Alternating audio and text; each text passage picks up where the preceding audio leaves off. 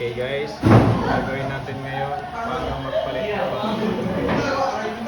so right click natin sa this PC, right click. Tapos click natin ang properties. Then punta tayo sa doon yung change settings. And then punta tayo sa change, click natin yung change. Ayan, sa computer name, lagyan mo client.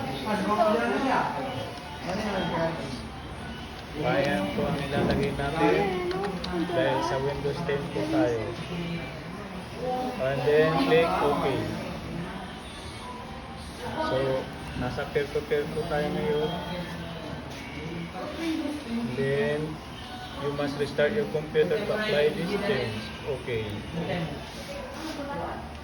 Then go. Then restart now. So ganun lang po ang pagpalit o kay pag-rename ng computer name. So hintayin natin mag-restart. Yan. Click na. Na-restart na. Click natin yung start button. Yan. So, check natin sa